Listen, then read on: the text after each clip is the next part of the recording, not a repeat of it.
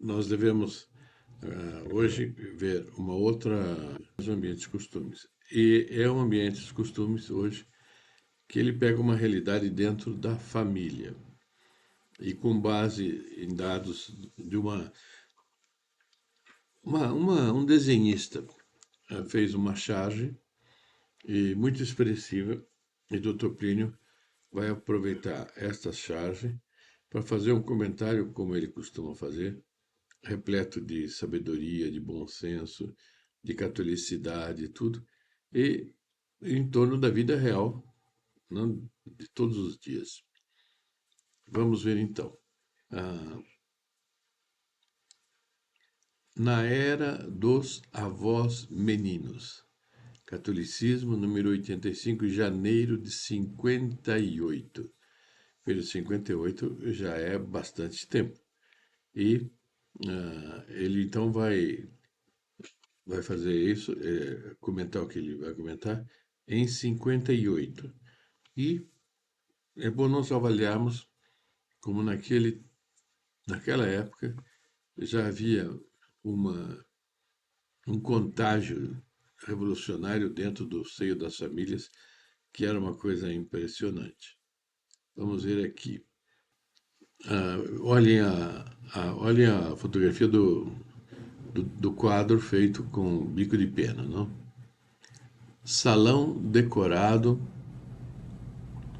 com com certa gravidade. Móveis pesados, grande cortina, quadros e adornos que parecem ter valor. Tudo indica um interior calmo, de gente já madura e economicamente farta e organizada. Vejam, eu chamo a atenção para a análise dele, a descrição que ele faz, como ele capta o ambiente, né, ele vai descrever o quadro, mas ele capta de um jeito que, pelo que ele diz, quase que dispensaria a fotografia. Continua. O físico dos dois personagens mais velhos, só lá no fundo, bem junto da cortina, tem uma velha que está de pé e meio apoiada no encosto de uma cadeira, algo assim. E na frente dela tem o marido dela, provavelmente. Então ele diz: o físico dos dois personagens mais velhos é coerente com esta impressão.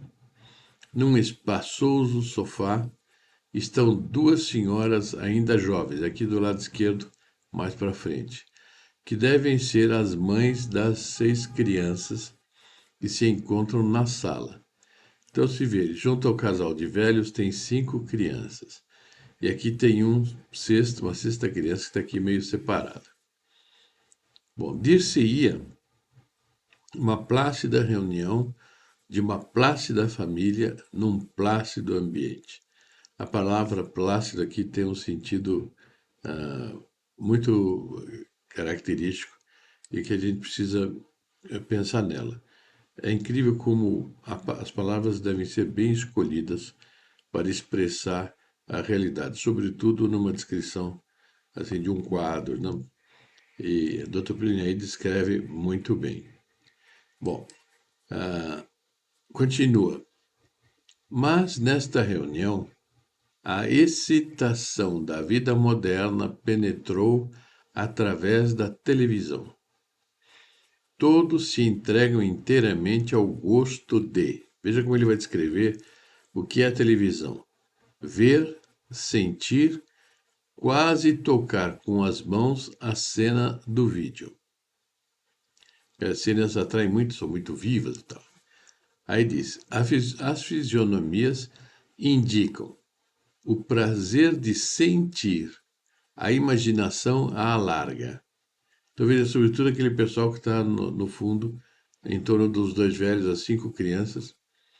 Então ele diz, as fisionomias indicam o prazer de sentir a imaginação alarga, quer dizer, a imaginação solta. Enquanto o controle da inteligência cessa inteiramente. Realmente, a pessoa, ela fica vendo aquilo, a inteligência dela cessa, ela fica dominada por aquilo. Aí vem e continua. E a vontade dorme na mais profunda inércia. Quer dizer, a vontade própria da pessoa, aquilo que ela levaria ela a aceitar ou recusar, levaria ela a criticar e rejeitar, isso fica parado. Então, o que tem é o prazer de sentir a imaginação à larga. Isso é muito importante a gente adotar. E realmente, quando o ambiente de televisão é assim, quando tem. Agora a televisão está perdendo terreno para o celular. E nós precisamos assim nos manter muito atentos, porque no uso do celular, no uso do computador, nós temos que ter esse freio, esse domínio que não nos escravize à vontade e nem nos adormeça ou neutralize a inteligência. Vamos em frente. É o homem, deixa eu ver só se está certo isso aqui. É isso. É o homem reduzido por uma miserável involução à condição de um bebê que vive de sensações. Realmente, o bebê é muito pequenininho, ele não tem uso da inteligência ainda, quando ele tem vontade, ele chora, não, mas ele tem muitas sensações no começo, tem muitas sensações. Quando uma alma chega a tal estado, adeus lógica, coerência, seriedade. Como está muito bem pego, quer dizer, o público da televisão, eles renunciam, eles perdem, enquanto estão assistindo pelo menos, a lógica, a coerência e a seriedade. E eles são conduzidos de uma maneira escrava para onde os que tocam a televisão querem que ele seja conduzido. Aí então diz, para ela, para sua pessoa que está nesse estado, todo esforço intelectual se torna penoso. Isto é uma coisa que é preciso levar muito a sério na nossa mentalidade, no nosso perfil, no espírito da contra-revolução. Quer dizer, nós não podemos não ter vida de intelectual, de vida. Não digo que deixa você ficar lendo livros de filosofia, pode-se ler livros de vários tipos, livros de história, mas nós não podemos ceder à nossa à preguiça mental. Nós temos que fazer uso da inteligência, não podemos nos deixar escravizar. Toda atitude enérgica é insuportável. Interessante, não? Que nessa época, então, se vem uma atitude enérgica, quer dizer, a pessoa não quer tomar atitude enérgica, ela está, o que a única coisa que ela quer é não ser perturbada nas sensações que ela está sentindo. É o extremo para o qual são arrastados tantas vezes não só os moços, mas ainda os velhos. Quer dizer, alguém poderia imaginar, não, mas quando a gente já está com uma idade muito avançada, uma idade muito provecta, nós não temos mais esses problemas, porque não temos mais aquelas superficialidades da infância. Nós não somos mais, como dizia o Dr. Plínio, enjorras. Enjorras era um rapaz que, falando com ele por telefone uma vez, ele dizia o nome dele, mas não, ele falava com a boca tão mole assim, que o Dr. Plínio entendeu, foi em Jorras. E ele então dizia que era o pessoal da época, os jovens da época tinham, ah, como é que é? Ah, era tudo mole, moleza de cabeça, né? Então, eram os enjoos, miolo mole, miolo mole, acho que raciocínio mole, qualquer coisa assim, não sei, não me lembro. Mas acontece que nós, as pessoas que já estamos em idade avançada, também estamos sujeitos a isso. Tem gente com as nossas idades que estão sujeitas a isso. Isso a gente deve sempre, sempre, sempre ter presente. Depois ele vai continuar. Afundado numa poltrona, um menino que, por um singular fenômeno, ainda gosta de ler, causa apreensões. Dá para ver o menino aí, é o primeiro personagem do quadro. Então ele causa apreensões.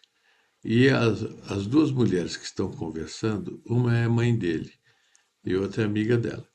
Então sua mãe diz à visita: Olha, estamos muito preocupados com o Guilherme. Que pequeno esquisito. Então, essa gente, quando pega um que destoa daquele clima do qual elas estão mergulhadas por causa da televisão, para você ele está diferente. E era um problema que dava, às vezes, com muitos pais com relação aos membros do grupo. Ficava preocupado porque ficava diferente, né? Que esquisito. E chegava até a dizer o seguinte: ele gosta, a mãe então comenta com a amiga, ele gosta de se concentrar, de ler, de abstrair. Se isso continuar, será preciso levá-lo ao psiquiatra. Quer dizer, essas características são próprias de um ser pensante, de um ser inteligente, de um ser que tem a cabeça no lugar, fere o esquema moderno de se deixar arrastar pela mentalidade da televisão, internet, o que quiser, e então a mãe que está mergulhada inteira dentro da mentalidade do mundo moderno, ela então desiste, que ele chama atenção, preocupa. Por quê? Porque ele gosta de se concentrar, de ler, de abstrair. Se isso continuar, será preciso levá-lo ao psiquiatra. Quer dizer, deve estar com problema de loucura. Este, por certo, se alarmará diante, diz o Dr. Perino, o psiquiatra se alarmará diante da marginalidade deste menino esquisito e não sossegará enquanto não tiver feito dele um adorador da televisão. Quer dizer, o psiquiatra também vai fazer dele um adorador da televisão. É uma coisa tremenda, mas é isto. Quer dizer, para ele não ficar diferente de todo mundo, o psiquiatra, que também precisaria de um bom psiquiatra, vai sugerir isto. Né? Bom, e é por estes e outros meios que os mais velhos responsáveis pela manutenção do pouco que nos resta de bom senso e equilíbrio, então veja, aquele pessoal mais velho, pessoal da nossa idade, são os responsáveis pela manutenção do pouco que nos resta de bom senso e equilíbrio. Isso é naquela idade, naquela época, doutor Plínio, isso foi em 48. Hoje, isso já está nem sei de que jeito.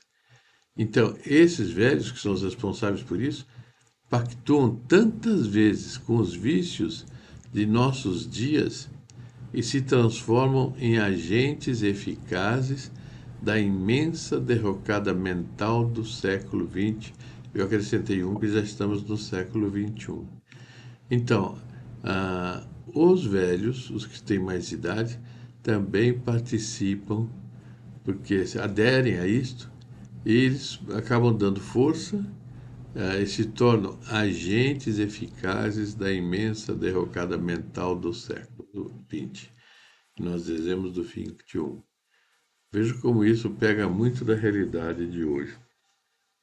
O que se vê, por exemplo, de velhos e velhas na rua, numa postura realmente ridícula, postura de chorar, de mau gosto, de desrespeito, falta de dignidade, de tanta coisa. É tremendo isto, não é? Exagero de um caricaturista. Como fazer sobre ele qualquer comentário sério? Bastaria ir às praias e às boates para ver como a charge é justa, pois os mocinhos e mocinhas de 60 anos ou mais tomam a vanguarda da modernização. E é mesmo isso, não tem conversa. É mesmo isso, não é? E agora o Dr. Plínio vai mudar. Na fotografia, trabalhistas ingleses, o Partido Trabalhista Inglês é esquerdista, não? Dançam numa reunião partidária. Seria possível ostentar mais claramente tudo o que há de débil, gauche e desgracioso na velhice? Então, eles que deveriam respeitar a própria velhice e tomar atitudes que são condizentes, com a velhice, não, eles pegam e como se diz, se entregam a, e destroem inteiramente os valores que eles deveriam espelhar. Bom, nessa aqui passou, já estamos aqui.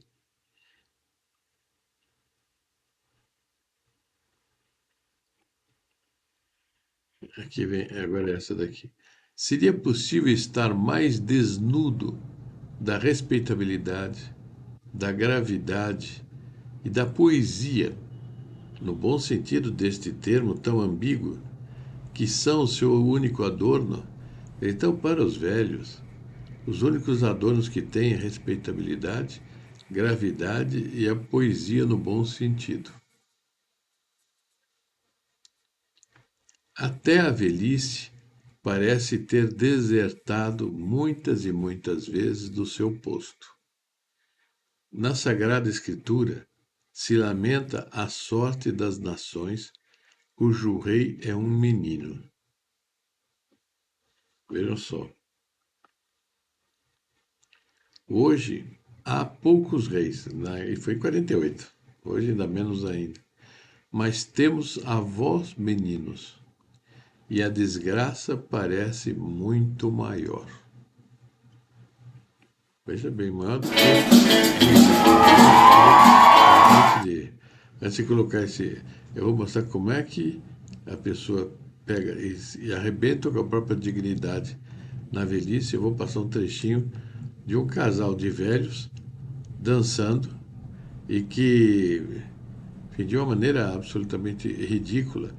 Mas veja, até o homem está bem vestido, ela está bem vestida, mas demoliram os valores que a velhice impõe.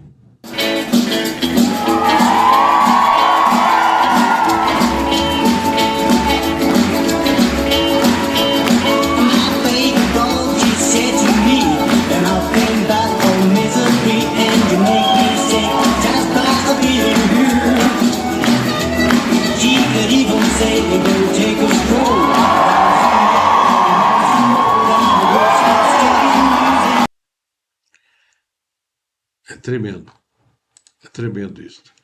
E isso que está mostrado aí, foi o que eu quis mostrar, é que hoje em dia isso está muito mais apodrecido que esse casal, eles dançaram desse jeito, foi ou em 2019 ou em 2022. E é uma extravagância que não tem nome. Mas há coisas muitíssimo piores. Eu amputei a apresentação, né, o filme, eu cortei pedaços, mas a gente vê aqui fundo de lixo desceu a humanidade. E está uma coisa impressionante, mas impressionante. Agora, o que acontece? Nós vemos aqui, é o seguinte, no Dr. Plínio, a gente vê a soma das idades, ele chamava soma das idades. O que é a soma das idades? Tinha as características boas, qualidades da infância, da adolescência, da juventude, da maturidade e da ancianidade. Estava tudo somado. Ele não perdia as qualidades, mas ele acumulava as qualidades. Essa é da alma sacral. Então, aqui nós vemos na foto dele respeitabilidade, gravidade e sacralidade. Disse ele que ele amava mais a sacralidade do que a hierarquia, porque a sacralidade é mais religiosa, toca mais no religioso e é superior à hierarquia temporal. Então, nós devemos tomá-lo como exemplo, tomá-lo como pessoa que representa a autêntica doutrina católica, a autêntica mentalidade da Igreja Católica. Nós devemos tomá-lo como exemplo e como modelo. Ele é o nosso fundador. E sendo o nosso fundador, o papel dele é este. É este, não tem, não tem outro. E pedimos a Nossa Senhora, que é a criatura mais sacral que existe, abaixo do próprio Deus, Nossa Senhora é a criatura mais sacral que existe. E imploramos a ela, apressai o vosso triunfo.